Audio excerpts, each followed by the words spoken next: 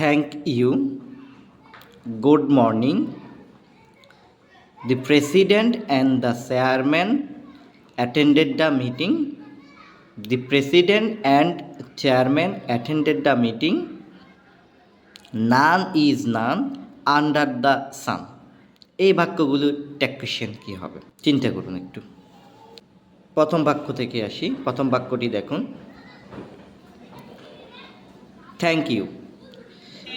এই বাক্যটি একটি ইনকমপ্লিট সেন্টেন্স। এটিকে ট্যাকুয়েশন করতে হলে আমাদেরকে কমপ্লিট করে নিতে হবে। এর কমপ্লিট সেন্টেন্সটি হবে, দেখুন, আই থ্যাংক ইউ। তাহলে দেখুন আমরা এখানে সাবজেক্ট, ভার্ব, অবজেক্ট পেয়ে যাচ্ছি। সাবজেক্ট হচ্ছে আই, ভার্ব হচ্ছে থ্যাংক, অবজেক্ট হচ্ছে ইউ। যেহেতু এটা একটি প্রেজেন্ট ইনডিফিনিটের বাক্য, তাই এর ট্যাকুয়েশন হবে ডোন্ট আই।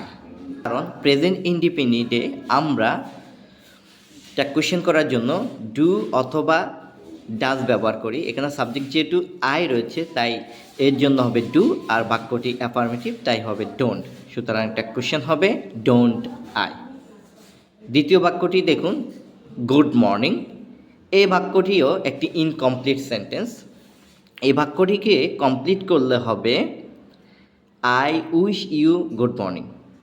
এটিও প্রেজেন্ট ইনডিফিনিটের একটি বাক্য, তাই একেও ট্যাকুয়েশন করলে হবে ডোন্ট আই, কারণ উইশ ভার্বের প্রেজেন্ট ফর্ম এবং বাক্যটি অ্যাফার্মেটিভ। তৃতীয় বাক্যটি দেখুন, the president and the chairman attended the meeting. খেয়াল করে দেখুন এখানে দুটি পদবি রয়েছে। এখন কি আমি এটিকে সিঙ্গুলার সাবজেক্ট হিসেবে ব্যবহার করব নাকি প্লুরাল সাবজেক্ট হিসেবে ব্যবহার করব? দেখুন, দুটি পদবীর পূর্বে যদি দুইটা দি থাকে তাহলে সাবজেক্টটি প্লুরাল হয়ে যাবে, আর ভার্বটি হচ্ছে অ্যাটেন্ডেন্ট। সুতরাং এটি একটি পাস্ট ইনডিফিনিটের বাক্য। পাস্ট ইনডিফিনিটে আমরা ট্যাকুয়েশন করার জন্য অক্সিলিয়ারি ভার্ব হিসেবে ডিড ব্যবহার করি। সুতরাং এটি এর জন্য হবে ডিড। আর যেহেতু বাক্যটি অ্যাফার্মেটিভ, সুতরাং এর ট্যাকুয়েশন হবে নেগেটিভ, তাই এর ট্যাকুয়েশন হবে ডিডেন্ট দে। পরের বাক্যটি আবার দেখুন, the president and chairman attended the meeting. এখানে খেয়াল করে দেখুন দুইটা পদবীর মধ্যে একটি পদবীর আগে দি রয়েছে, সুতরাং এটি একটি সিঙ্গুলার সাবজেক্ট, তাই এর জন্য আমরা সিঙ্গুলার সাবজেক্টটি ব্যবহার করব।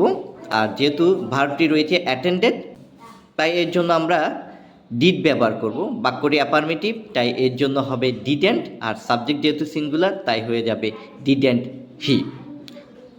পরের বাক্যটি দেখুন, নান is none under the sun. এটি একটি প্রবাদ বাক্য। সাধারণত ইংরেজরা প্রবাদ বাক্যের জন্য ট্যাকুয়েশন হিসেবে ব্যবহার করে ইজেন্ট ইট, কিন্তু আমাদের দেশের প্রেক্ষাপটে এটিকে এইভাবে করা হয় না। এখানে দেখুন সাবজেক্ট হিসেবে রয়েছে নান, ভার্ব হিসেবে রয়েছে is. None is a negative, none শব্দটি নেগেটিভ, তাই এর ট্যাকুয়েশন হবে অ্যাফার্মেটিভ।